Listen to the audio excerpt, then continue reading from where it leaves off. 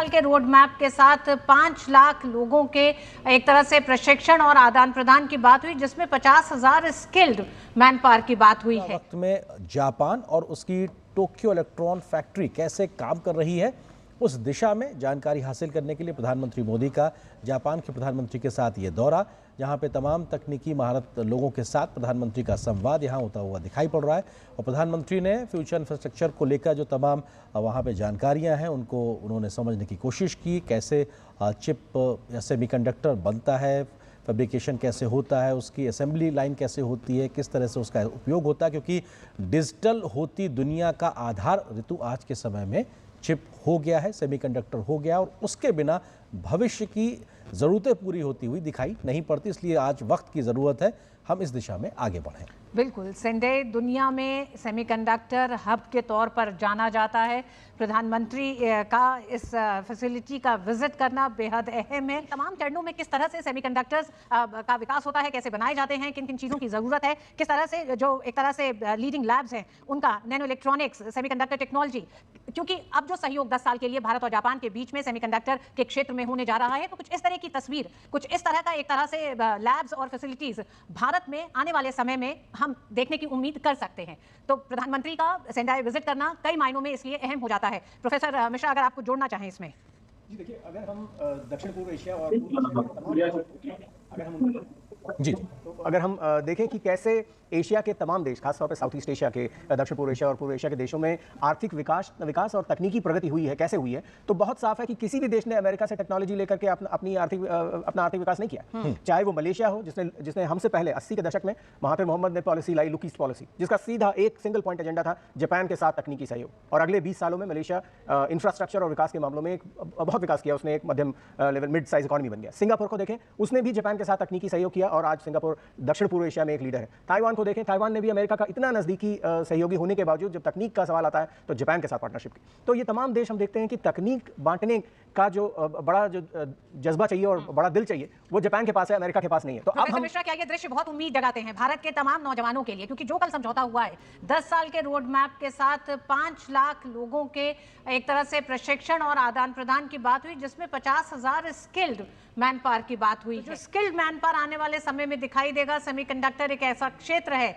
जिसमें स्किलिंग की बेहद ज़रूरत है, और ये जो हम देख रहे हैं इस समय दृश्य, ये उन तमाम युवाओं को भी एक तरह से अपने एक उज्जवल भविष्य का एक पूरा खाका दिखाई देता होगा आज के इस प्रधानमंत्री के दौरे में। जी बिल्कुल, दोनों चीज़ें हैं। एक पहली चीज़ तो ये है कि ये जो दौरा है जापान की इस टेक कंपनी का, टेल का, वो जो भारत के इंजीनियर्स हैं, जो स्टार्टअप्स के में इन्वॉल्व जो लोग हैं, जो अदर इमर्जिंग टेक्नोलॉजीज़ में काम करने वाले जो हमारे युवा वर्ग के लोग हैं, इन सभी के लिए, जैसा आपने कहा, बहुत बड़ी उम्मीदें जगाता है। लेकिन साथ ही साथ ये भारत जापान के संबंधों में भी बहुत बड़ी उम्मीदें जगा रहा है।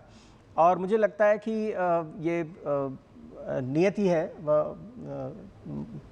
भाग्य इसे कहिए कि भारत इस वक्त जब अमेरिका के साथ हमारे तकनीकी संबंध और आर्थिक संबंध ऐसे मोड़ पे हैं जिसमें ये कहना भी मुश्किल है कि भारत और अमेरिका दोस्त भी रहे या नहीं।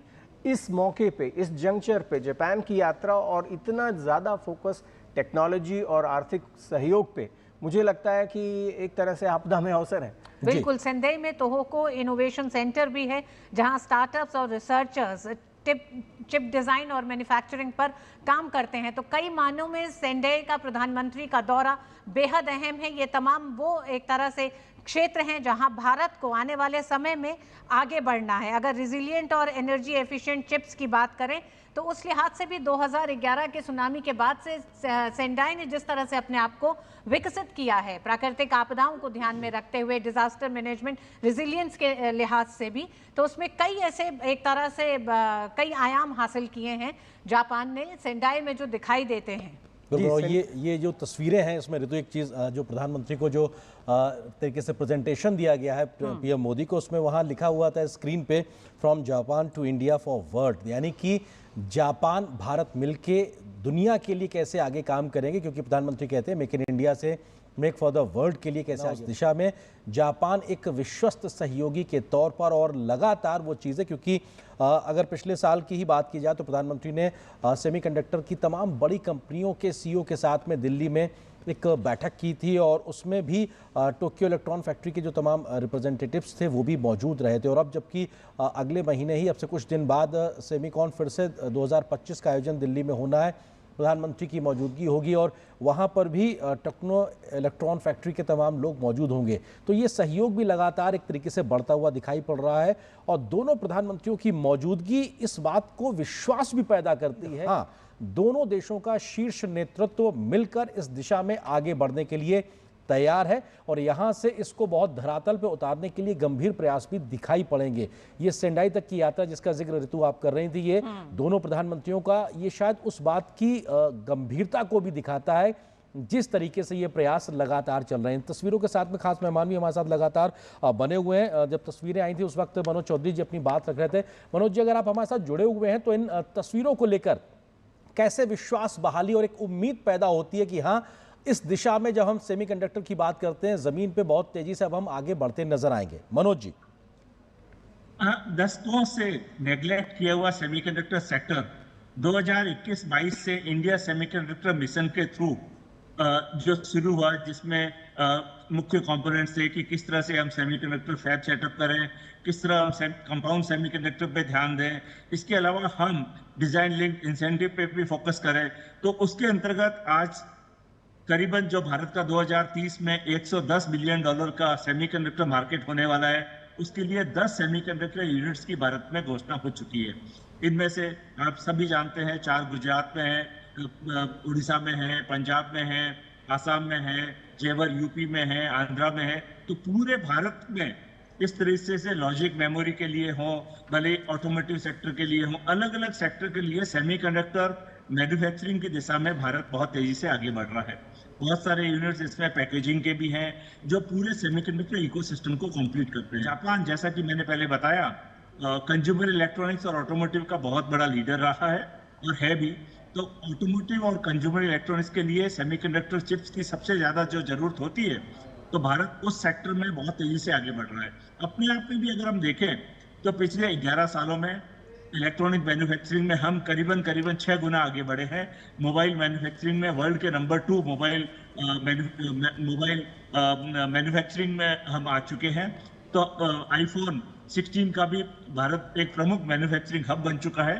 तो अगर हम सेमीकंडक्टर मैन्युफैक्चरिंग में देखें तो भारत में भारत की जो जरूरतें हैं, जैसे भारत का फैलता हुआ और बढ़ता हुआ रेलवे सेक्टर, भारत का इंडस्ट्रियल सेक्टर, भारत के लिए डिस्प्ले सेक्टर, इन सब चीजों के अंदर में भारत की नीड्स के अनुसार हम लोग भारत की नीड्स पे भारत की डिजाइन, भारत का मैन्युफैक्चरिंग और भारत के अंदर में डिप्लॉयमेंट और उसके बाद में एक्सपोर्ट ओरिएंटेड जो मिशन हम इंडिया सेमीकंडक्टर मिशन के थ्रू बना रहे हैं, वो अपने आप में बहुत ही बड़ी बात है। और इन सब चीजों में सबसे महत्वपूर्ण बात है गवर्नमेंट ऑफ इंडिया का स्किलिंग पर फोकस। सेमीकंडक्टर जैसे सेक्टर में 85,000 मैन पावर क्रिएट करने के लिए न सिर्फ एक हमारा स्टेटमेंट या गोल मोस्ट इंपोर्टेंट है कि हमने किस तरीके से इसको सपोर्ट कर रहे हैं।